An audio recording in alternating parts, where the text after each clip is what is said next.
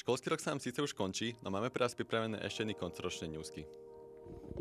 Tak ako každý rok, tak aj tento rok prebehlo predávanie newsiek budúcim druhákom. No skôr, než si zhrnieme samotné udalosti, ktoré sa udiali za dobu, kedy newsky nevychádzali, by sme sa vám radi predstavili. Nové newsky samozrejme znamenajú aj nový tým réžie, kameramanov, moderátorov, fotografov, zvukárov, asistentov produkcie a postproducentov, ktorí sa budú podieľať na produkcii newsiek po celý budúci rok.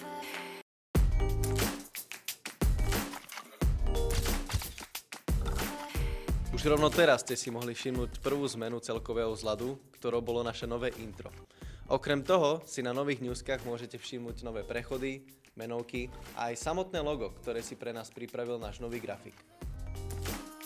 Na veľtrhu podnikateľských talentov 16. apríla na Nivách však školská firma Devocall umiestnila na prvom mieste, čím získala postup do európskeho finále. V mene celej školy im gratulujeme. 22. až 25.4. prebehli na škole praktické maturitné skúšky, kde maturanti predstavovali svoje odborné diela a tým aj svoje praktické znalosti. Na prelome apríla a mája sa uskutočnila ďalšia stáž našich žiakov v rámci projektu Erasmus+.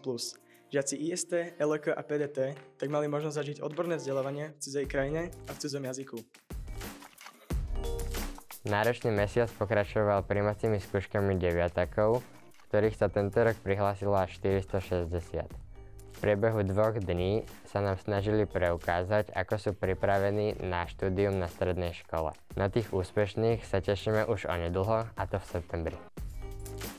V rámci spolupráce so základnou umeleckou školou Jozefa Kresánka v Bratislave odbor multimédií zabezpečoval videoprodukciu celodenného happeningu oslav 55. výročia založenia tejto umeleckej školy. Fotografovanie a videoprodukcia z celého dňa, ako aj multikamerový záznam z večerného gala koncertu zvládli naši žiaci na vysokej úrovni. Nakoniec môžete sa presvedčiť sami, obe videá nájdete na našom štúdiovom YouTube kanáli. Na Hálovej sa zaoberáme aj vesmírnymi technológiami a druhé miesto v súťaži CAMSAT je určite skvelým štartom možno až ku hviezdam.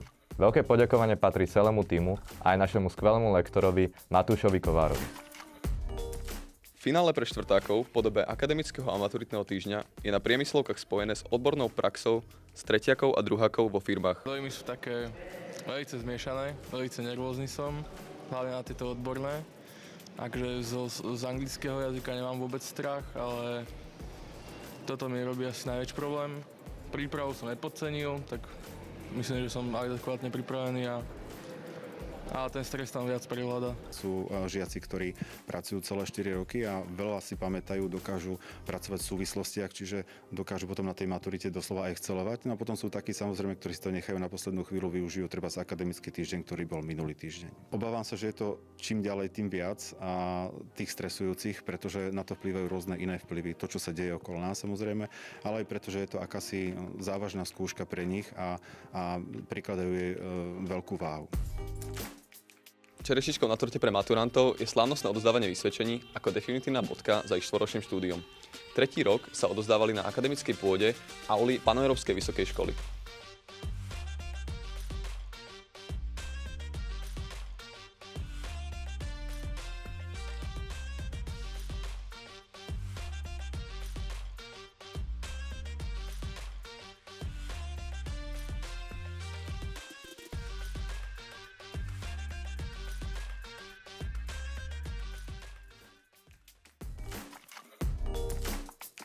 Toto boli posledné News 16 za tento školský rok 23-24, avšak prvé z mnoha, ktoré vás čakajú z našej produkcie budúci rok.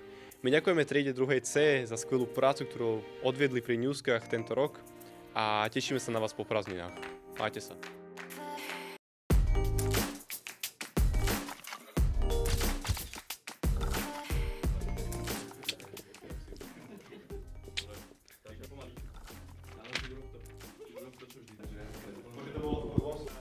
Yo, what's up, mama? Ideš jak? Bolesť pomáha. To natáča stále?